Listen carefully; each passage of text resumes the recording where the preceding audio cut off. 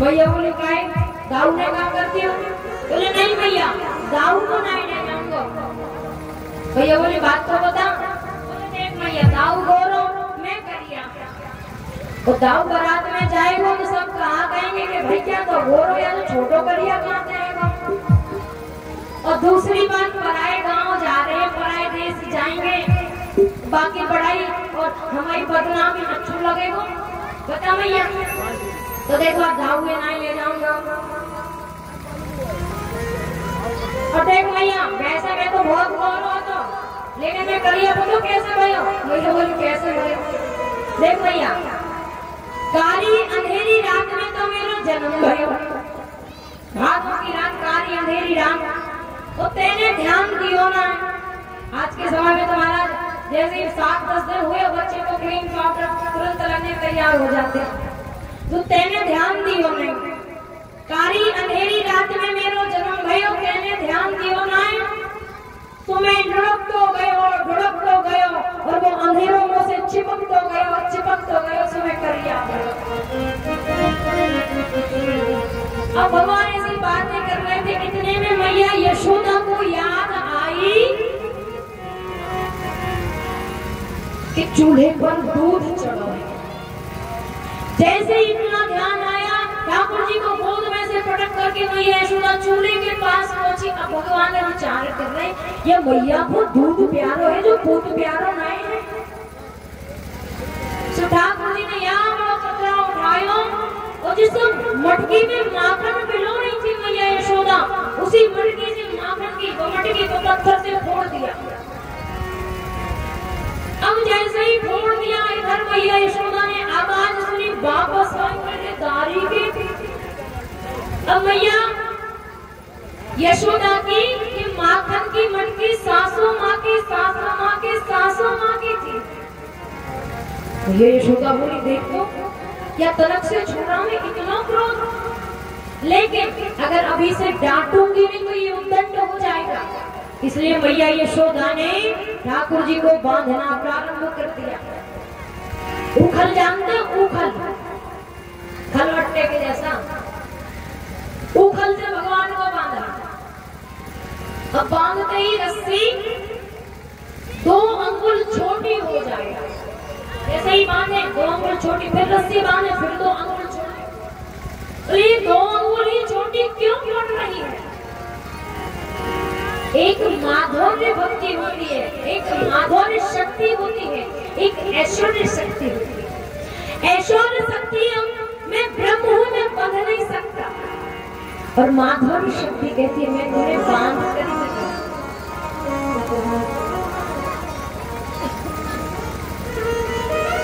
आज जैसे ही मैया को परिश्रम करते हुए देखा तो ठाकुर जी अपने आप बंध गए। और ठाकुर जी जैसे ही बंधे मैया अपना काम करने लगी। ठाकुर जी सरकते गए, खिसकते गए। जैसे ही घर के बाहर पहुंचे, दो वृक्षों से स्पर्श हुआ। वृक्ष धड़ाम से गिरे, जोर की आवाज हुई। ये वृक्ष कौन है? कुबेर है। कुबेर धन के राजा। कुबेर के दो पुत्र हैं, नलकूबर और मणिग्रीव। स्नान कर रहे थे, वहीं से देवराज इंद्र निकले। तो देवराज देवर्षि नारद निकले। देवर्षि नारद से मणिग्रीव और नलकूबर ने कहा कि आओ देवर्षि नारद, थोड़ा जल समागम कर लो और स्नान करो, क्रीड़ा करो। तो देवर्षि नारद ने कहा कि मैं संत हूं, मैं इस प्रकार का कुछ नहीं कर सकता। बोले हाँ तुम संत हो बाबा बैरागी, तुम कहाँ जाना। इतने में देवर्षि नारद को क्रोध आया, श्राप दे दिया कि तुम्हारी बुद्धि जड़ है, तुम ऐसे पावन स्थान पर रह करके ऐसी जड़त्वयी आराधना करते हो। जाओ तुम आज से जड़ हो जाओ। जब प्रार्थना करी तब देवर्षि नारद ने कहा कि जब परमात्मा इस पृथ्वी पर अवतार लेगा और जब ठाकुर जी का स्पर्श होगा तब तुम्हारी मुक्ति होगी। तभी से वही नलकूबर और मणिग्रीव वृक्ष बने हुए थे। आज ऊपर से बने भगवान का जैसे स्पर्श हुआ, धड़ाम से गिर पड़े। अब जैसे ही गिरे, घर मैया दौड़ करके सारी गोपिकाएं फिर से दौड़ कर आ गई। मैया कहाँ बात पड़ी सो तुमने यहाँ को बांध दिया। आज मैया ने फिर से ठाकुर जी को हृदय से लगा लिया, सुंदर झाड़ा देने लगी।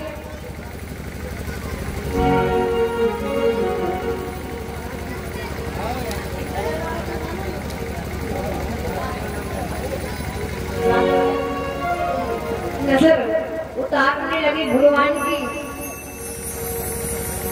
इतने में कंस ने बकासुर नाम का राक्षस भेजा, वत्सासुर नाम का राक्षस भेजा, तृणासुर नाम का राक्षस भेजा। आज ब्रजवासियों को लगा कि यहाँ ये कंस बहुत सारे राक्षस भेज रहा है, क्यों ना हम गोकुल से वृंदावन की ओर पलायन कर जाता। तो आज सारे ब्रजवासी गाड़ियों में अपना अपना सामान भरते हैं और सामान भर करके देखिए एक बालक की सुरक्षा के लिए ये ब्रजवासियों का प्रेम है भगवान के प्रति। केवल भगवान के लिए अपना सर्वस्व त्याग दिया। हम आपसे कहेंगे बाजार में रेल लगो तो आप कहा कहोगे कि जब तक जिंदा है तब तक तो गाँव में ही रहेंगे, बच्चे भले चले जाए लेकिन हम तो गाँव में ही रहेंगे। लेकिन ठाकुर जी की सुरक्षा के लिए सारे ब्रजवासी गाड़ियों में अपना सामान भर करके और चले। तो चलिए हम ले चलते हैं। वृंदावन के वृक्ष को सुमरम न जाने को,